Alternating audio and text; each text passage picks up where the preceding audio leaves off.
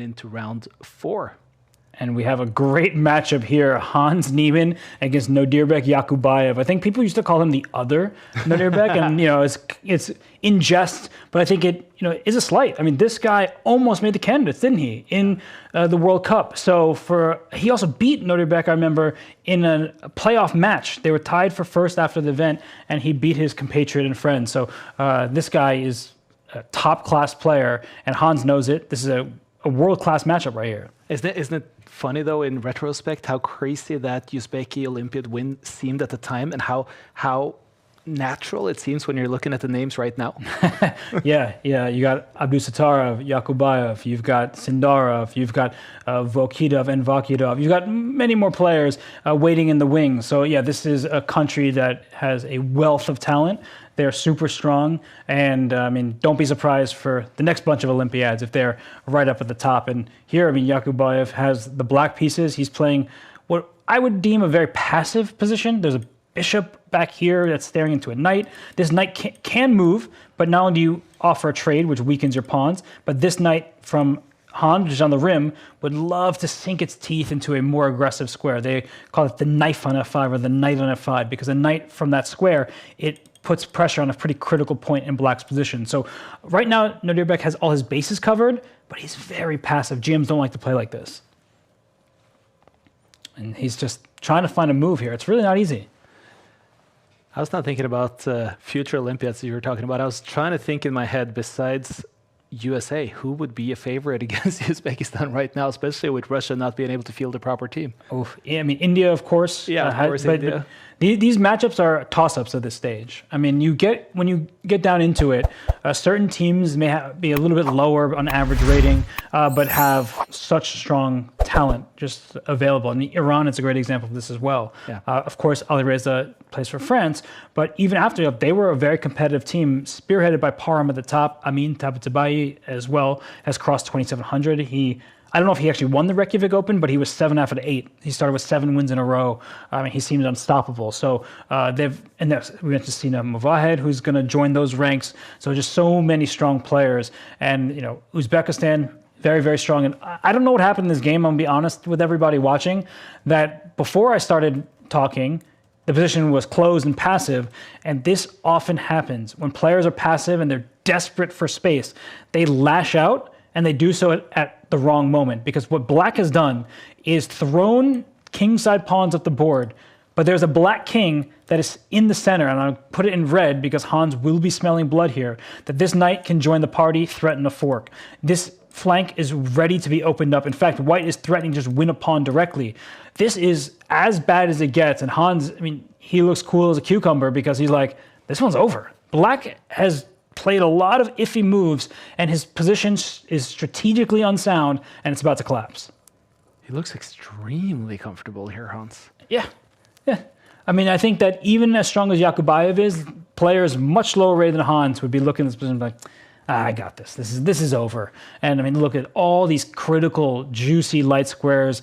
Hans is almost like, I can't believe how easy this game has become. And that's sometimes what happens when you're playing principal moves and your opponent starts playing wild chess. You can very simply take advantage of it by continuing to play in a strategically sound manner. The knights are fantastic right now for Hans. He apparently made a bit of a slip. Maybe he gave black some time to finish the development, but his plan is very clear. He's giving up a bishop for a knight. He is trying to open up a line for his rook. A good way to develop your rook is to get rid of the pawn in front of it, and here that would just be a trade. And if that trade doesn't happen, Hans is threatening a pawn that's now under attack many times by 3 of white's pieces. So white well ahead. The game is not over. I do want to make that part clear that there's still some serious work left to be done, but white is up by 1.5 minutes and has a clear, massive advantage. Just some of the other top tables. There is an Andraikin that is in trouble against Cristobal Enriquez. We have a Bortnik that was in major trouble against Rasulov, but may be now trying to fight back in that game. We have an equal position between Puranik and Duda. Other than that, it seems to be a lot of quite equal positions, still early goings in a lot of these games. Okay, it's a good update. We can stay here, hop around. We're spoiled, right? That keeps using that expression. We are spoiled. But this game, I mean, black just castled long into what seems like it's going to be a blistering attack. And Hans, once again, making a simple move, but has a very devastating threat. That queen is just trying to join the party and go for the mating attack. So black needs to be very careful. He slides his king over. Perfectly decent choice. Don't be surprised if Hans, there's one, here comes the second. You double your rooks on a semi-open file, open for white's rooks, closed for black's. And so black at some point may have to play this pawn push just to save face, just to keep things closed. White will then use another piece to open that side of the board up. You're starting to get the picture here, that black can defend move by move, but there's a new threat, a new piece that's coming in. And when you're down, what's over a minute and a half now against a player as strong and tenacious as Hans Niemann, you just really aren't surviving a position like this. And you may survive in terms of, okay, Hans might start speeding up just to try to flag you, but no, that's not happening. Just an update on Magnus Carlsen. He sent me a message now because I was asking why he only played one game, and it was not attempting any kind of show. He was on an airplane going to Germany, tried to get it to work. He desperately tried to get the internet to work, but it was just too tough. So he had the one game. And I think it's also the idea that if you start playing on the second or third game and you start disconnecting and stuff, you affect too much of the tournament. Yeah. It's not fair to actually do it like that. So I think he felt, now I'm putting words in his mouth, but my take was that he felt that it was just not fair to keep going. I think that's reasonable, because if he does start winning and then at a critical moment, suddenly he's on an airplane and the Wi-Fi loses connection, that does change the complete top of the tournament. So Magnus, now we know, is on his way. Hopefully it's a smooth journey for him and the family. Yeah, that's good to know that it was just Magnus trying to get in there. The dedication is real from Magnus Carlsen. Absolutely.